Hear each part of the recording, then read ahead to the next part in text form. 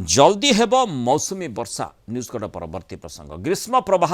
भितर एबे भल खबर सूचना चलित वर्ष मौसुमी वर्षा जल्दी हेब आसंता 13 रे मौसुमी दक्षिण अंडमान को छुईबार अनुमान करा जाउछि। दक्षिण पश्चिम मौसुमी अग्रसर नहीं पाग बेस अनुकूल रही और दक्षिण अंडमान दक्षिण बंगोपसागर किछि अंचल को या छुई पारे निकोबर द्वीपपुंजर किछि अंचल को छुईबा अनुमान करा जाउछि। आईएमडी मध्य याकू ट्रैक करुछि कोन ए संपर्क में भुवनेश्वर आंचलिक पाणीपाग विज्ञान केन्द्र पक्षरु अनुध्यान करा जायछि। से संपर्क में कलिंग टीवी को पाणीपाग विभाग जो निर्देशक रही डॉक्टर मनोरमा महांती सूचना दैछन्ति। वर्तमान एबे आज प्रेस रिलीज करा हेछि साउथ वेस्ट मानसून होछि एडवांस करिवो साउथ अंडमान सी और some part of south east bay of Bengal and Nicobar island May 13 पाखापाखि एडवांस करिवो माने साउथ वेस्ट मानसून आसीबो साउथ अंडमान सी और किछि अंश south east bay of Bengal एवं निकोबर आइलैंड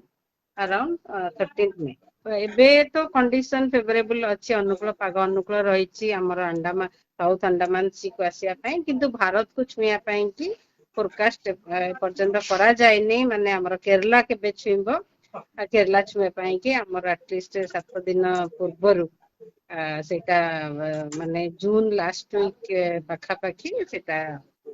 फोरकास्ट करा जिवो पूर्वानुमान करा जिवो।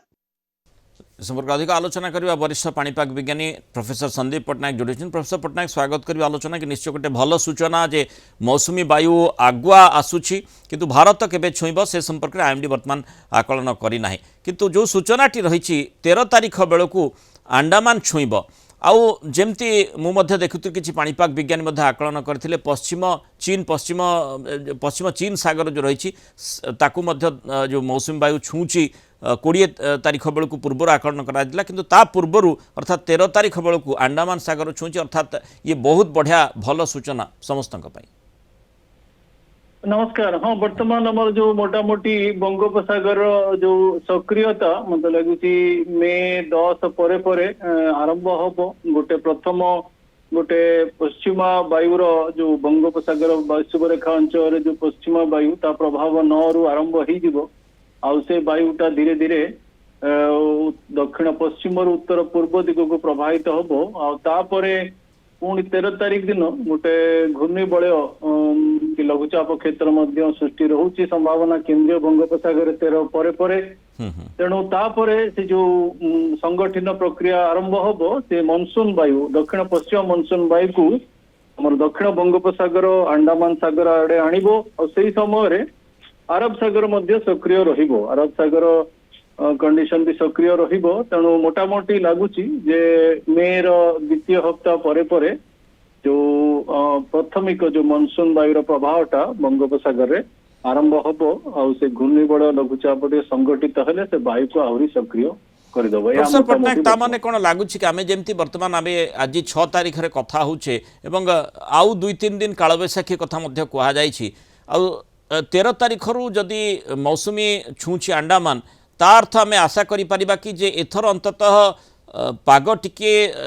कोहला रहिबो बा टिके माने खरार प्रभाव सेतेटा देखा जीवो नाही ग्रीष्म प्रभाव नहीं ग्रीष्म प्रभाव आम बर्तमान जदि ओडिशा परिप्रेक्षी देखिए काल बैशाखी रही पारे आउ गोटे दिन तापर 7 तारीख परे परे से बहुत दुर्बल हो आउ पश्चिम भारत रे जदिओ पश्चिम भारत रे किछटा उत्तर पश्चिम भारत में वर्षा दौची कि ओडिशा परिप्रेक्षी रे आउ विशेष किसी नाही आज टिके संभावना लगुची आपर धीरे धीरे आपण खरा कंडीशन रहिबे जदिओ आंशिक रूपे दक्षिण ओडिशा रे भी रहिबो सामूहिक काल बैशाखी किंतु तार विस्तृति मात्रा बहुत कमी जिवो आपण टिके खरा परिवेश रहिबे तेणु मोटामोटी मत लगुच जो 13 परे परे जो बंगोपसागर सक्रिय हम सी स्थल भाग पाखपाखु आसु आसु मे 19-20 हो तेणु 20 पर देखा कुआडे जीव कौन कर बर्तमान किंतु लगुच 7-8 रु 20 पर्यंत खरा कंडीशन रहिबो किंतु ए वर्ष भल जिनस रहिला जे मझे मझे रेस्पाइट मिलगला किंतु 8-9 पर जो खराटा आरंभ हम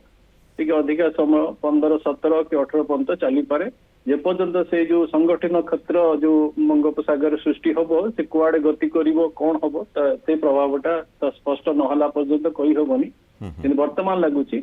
15-17 पर्यंत खरा रहिबो। बहुत धन्यवाद प्रोफेसर संदीप पट्टनायक आलोचना रही मतामत रखि।